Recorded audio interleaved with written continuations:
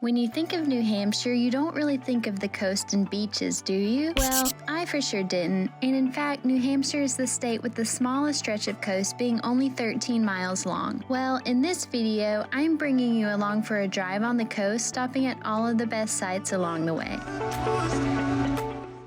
Welcome to Hampton Beach, everybody. This is one of the best beaches here in New Hampshire because it's a very wide beach. There's a boardwalk with all the shops and the restaurants so you can walk along. And the beach is right across the street.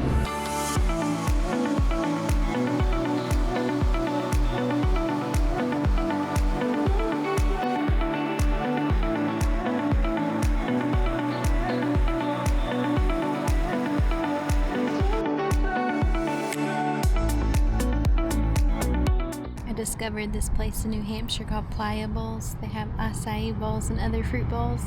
There's one here at Hampton Beach, and there's actually some all over the US, but this is where I discovered it. So got me a bowl with a nice beach view. So people from all over New England come to Hampton Beach, so it can get a pretty bit overwhelming with lots of people. There's a lot to do though. There's a lot of events, like in June you can come see the sand sculpting contest. I think I have a few pictures I'll put up here because we were here in June as well. So yeah, it is a fun area, but it can get a bit overwhelming. So let's see if we can find some more secluded beaches. Along the coast, there's a nice walkway. Pretty much like the entire coastline, you can walk down it. It's pretty awesome. There's like a ton of people running, walking, enjoying their day. So that's another thing you could do if you're interested. Just park somewhere and take a nice stroll along the coast. Or you can just drive like I'm doing today, do some sightseeing. There are some beautiful homes if you do the whole coast, which will take you like 30 minutes to get from Hampton Beach to Portsmouth. I think it's one of the best things to do here in New Hampshire is just drive along the coast. So that's what we're doing today. And of course, I'll show you some great stops along the way. I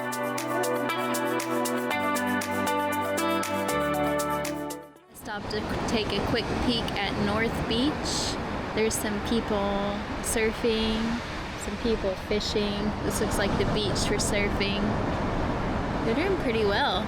I almost want to get out there and surf, although I've only surfed once in my life, but this beach is pretty rocky, so I might have to find a better spot to get out on.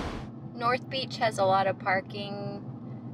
It's basically like head first in parking, if that makes sense, like a one-lane parking situation with a very small parking lot. But like I said, all these beaches, they get packed. We came to North Beach the other day and I did a little walk along the coast. It was absolutely beautiful. So I'll play that right now.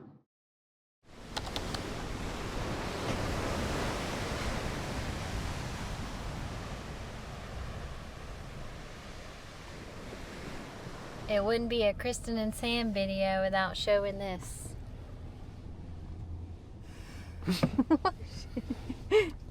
He really was asleep just a second ago. You woke me up from my nap.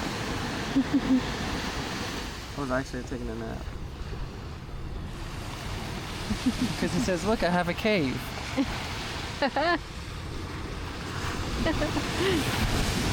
It's filled with seaweed. Oh. Is that the coldest water ever? That's pretty cold. That's like freshwater spring cold. So right by this beach, there's these little fish houses, and it says they date back to the 18th and 19th centuries, where the fishermen used to store their equipment. How cool. Continuing along the coast, you get such great views. It was honestly one of my favorite things to do in the 4 months I spent in New England, just driving in this area. So stunning.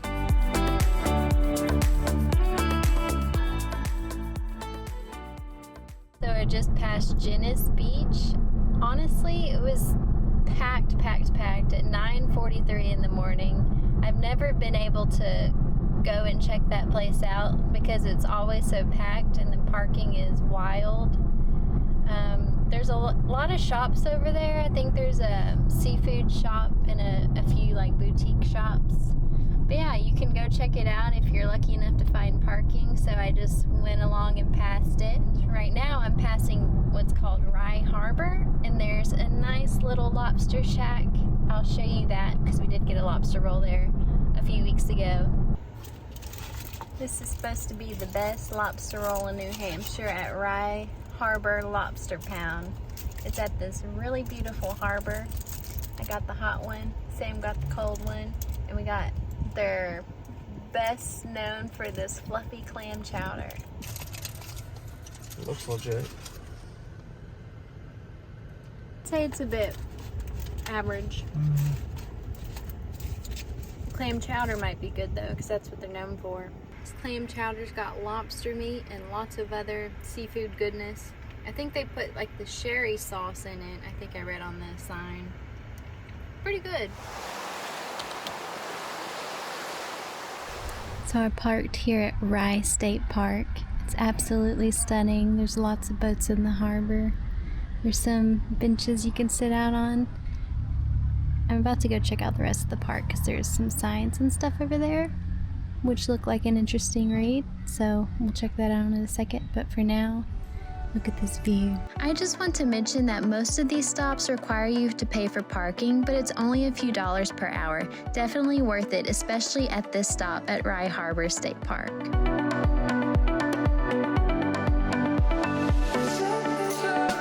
So this is cool. It's explaining that John Smith's map of the Isle of Shoals in New Hampshire is what led the pilgrims here in the 1600s, and how he described this area as beautiful, clean rivers, lots of fish, and that is what led most of the English settlers here. This place is so good, I almost don't want to add it to the video because it's so peaceful and quiet. This might be my favorite little spot on the coast. Not counting Portsmouth, because Portsmouth's super fun and lots of shops and stuff, but wow.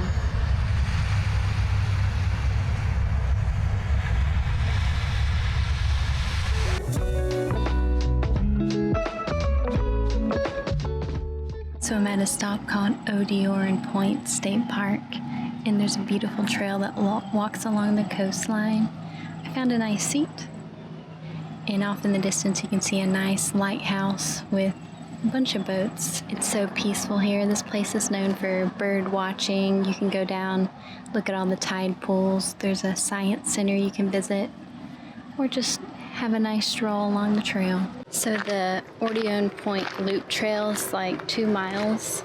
I'm not going to do the whole trail because I didn't come prepared with the right shoes, but I'm going down to the beach, look in the tide pool, see if I can see anything worth looking at. First obstacle though.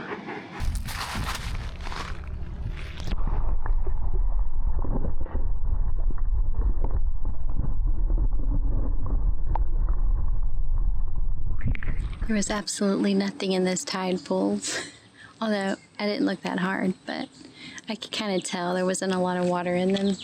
Yeah. This is a nice trail for you to enjoy. There's some bikers. I think most people are biking the trail. So that monument represents the first New Hampshire settlers that came here. This is the point that they landed. Pretty cool. So this park's actually pretty nice. I wasn't sure what to think just looking at pictures, but it's absolutely beautiful. There's 2 sections, kind of, if you think about it. One side is more foresty, where the trails are. The other side, where I just pulled up, there's a paved walkway along the ocean, and there's bathrooms and a playground and lots of picnic benches if you want to come out and bring a picnic. So yeah, it's a huge park, and it's absolutely stunning. So there's a park on Newcastle called Great Island Common where you get a view of Portsmouth Harbor Lighthouse, and that other lighthouse I was seeing from the state park. The entry fee was $15 a car, so me being by myself, I didn't want to really pay the entry fee unless I was with someone else, so he told me I could just drive through, and I got a quick little shot of the lighthouse. It's beautiful, but I will show our short time in Portsmouth right now.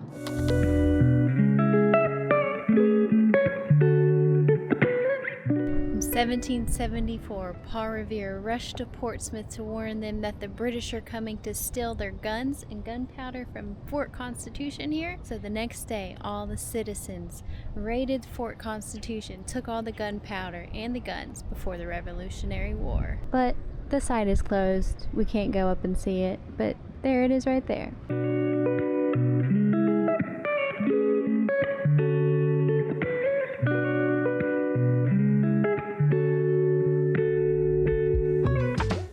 Portsmouth is the cutest town in all of New Hampshire. It's right on the coast, bordering Maine. The last time we came here, we went to this really delicious restaurant called the River House, and the lobster rolls are okay, but we're going back for their seafood chowder, voted one of the best in all of the coast of New England.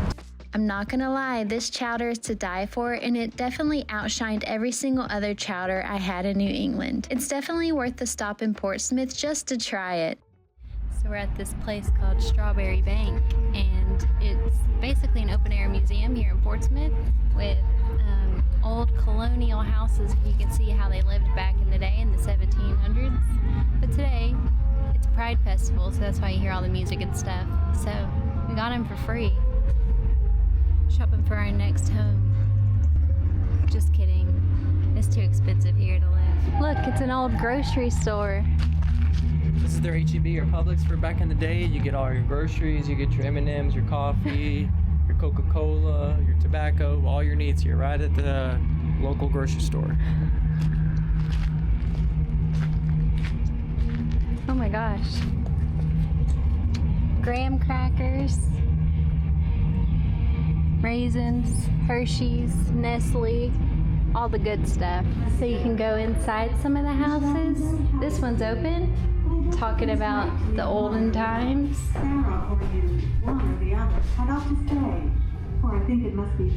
Old artifacts, they're all broken. Probably be hard to see. Nice. Paul Revere is the goatest American there ever was. Yeah, what she said. Go America. So we'll get more of Paul Revere when we visit Boston in the next video, but general admission to Strawberry Bank is $24 per adult, which gets you into the grounds to see the houses, museums, and the gardens. But you can also book guided tours as well. There are several events year-round that Strawberry Bank hosts, but if you can't catch an event, it's definitely worth a visit if you're interested in American history or just want to get to see the beautiful old colonial houses. Overall, Portsmouth is such a fun and beautiful town, and it's definitely a major highlight of New Hampshire. I love New Hampshire's coast, and I was so surprised at how beautiful it is. I hope this video was helpful for you on your next visit to the seacoast, and I'll see you for some more adventures in New England.